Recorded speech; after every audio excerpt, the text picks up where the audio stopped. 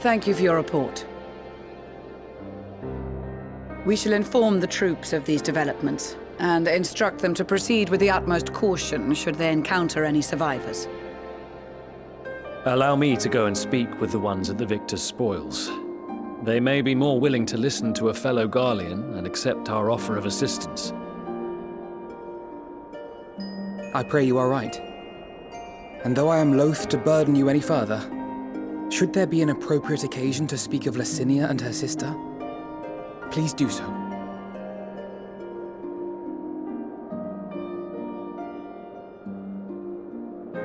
I am sorry to have put you through this. My distress is nothing compared to their suffering. So tell me, what else have we learned?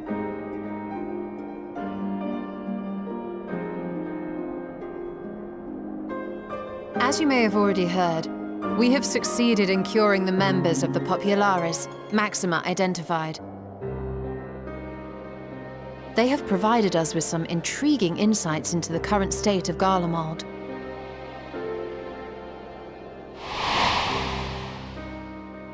The assassination of Emperor Varus was the catalyst for the civil war. Nerva declared his claim to the throne, and his opponents refused to recognize it. Fighting broke out in the capital, where Nerva's Third Legion clashed with the First, who remained loyal to Varus even after his death. Of course, even Imperial warmongers would balk at the idea of turning their shining city into a battleground.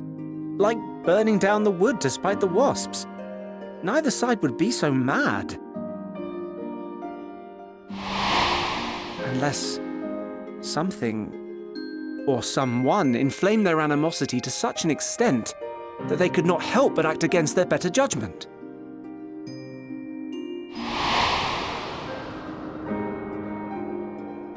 It brings to mind events of the Gimlet Dark, does it not? The Emperor's sudden withdrawal from the front lines, specifically.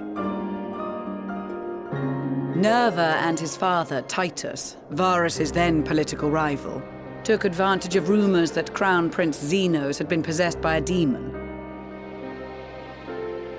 Elidibus, what better way to disparage your enemies than with the truth, or a close enough approximation? Indeed. But before their accusations could be substantiated, many of Titus's followers were silenced. While some were merely stripped of their status, others died under curious circumstances. One after another, suddenly and suspiciously. Again, Elidibus.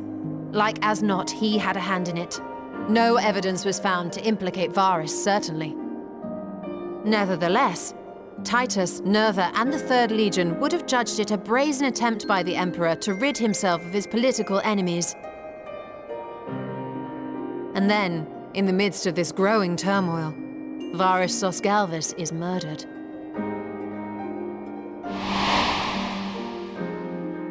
And Garlemald's own prodigal son, Gaius van Belsar, is named the murderer. Shortly thereafter, Nerva claims the right of succession, and in response, the First Legion claims the assassination was part of a coup d'etat orchestrated by Titus and Nerva.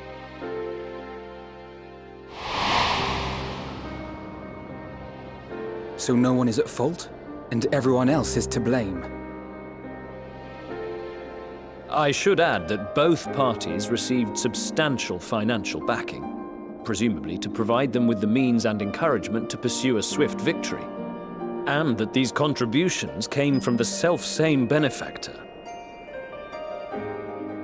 I'd heard House Brutus had been filling the Third Legion's coffers, but the First as well. It would seem so. Though the Populares determined that the First Legion received funds from a variety of organizations, all had connections to House Brutus. So Fandaniel, in the guise of Asahi, was playing both sides against each other the entire time.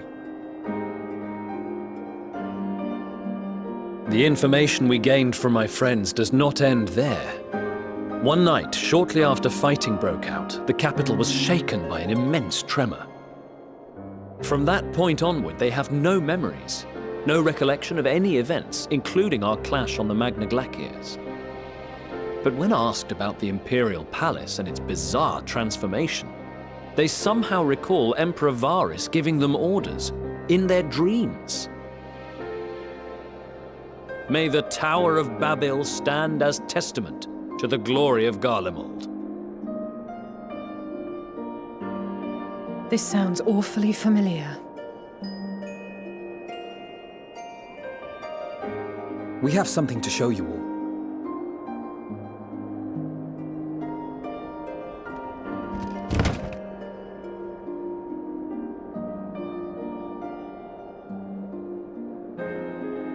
Varys spoke to them through this radio. Perhaps it was a recording, but if not, that would be inexplicable.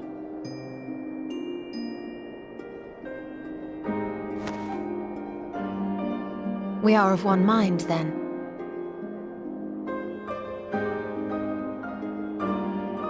The ether that permeates the ore used in this device is almost identical to that of the talismans.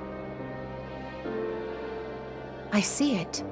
While it is likely more by coincidence than design, these devices might also ward against a primal's influence.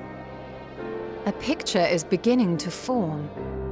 If the tremor felt throughout Garlemald was a wave of ether emitted by a primal, then while those within range would have been tempered, those huddled around a radio desperate for news concerning the Civil War would have been spared. No wonder Lucia kept it close. My friends! I must speak with you! A young man was caught trying to steal our supplies. He is a soldier of the Iron Men, we think, but one who has not been made thrall. Thankfully, Magni restrained him before blood was spilled. The stranger is outside, if you wish to ask him questions. I think we do.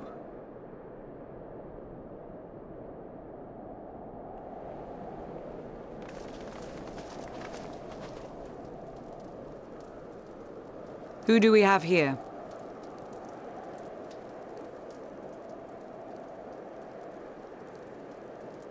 Garleans? Traitors to your homeland! Have you no shame?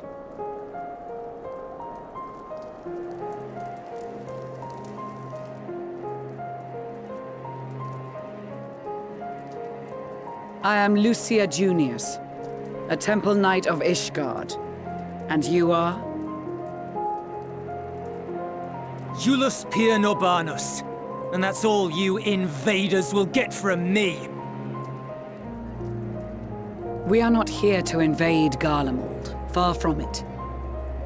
Like you, our allies in Eorzea and the Far East fight in defense of their lives and their loved ones even as we speak. But it is the people of Garlemald who have suffered most. This we know. And that is why we have come to offer you our aid, that we may unite against our common foe.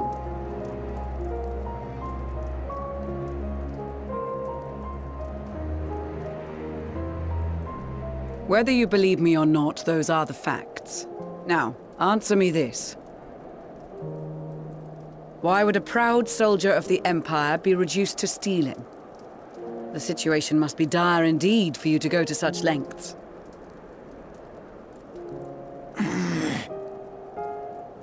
If it is supplies you seek, we would gladly share ours, or turn a blind eye while you leave with your spoils.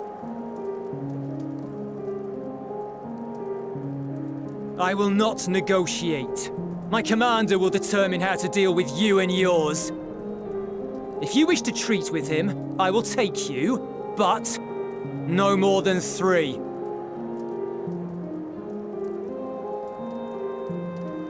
I don't much like the sound of that. But if we do accept his proposal, I suggest the 2 of us and...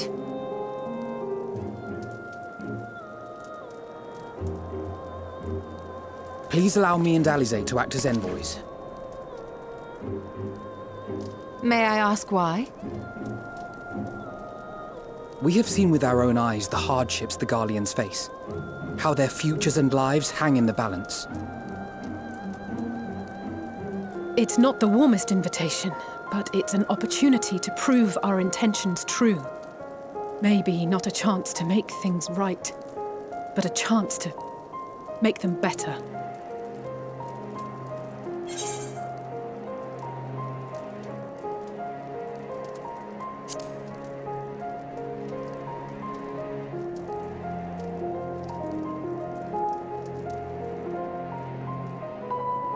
I can see that persuading you otherwise is a lost cause, but you will proceed with the utmost care.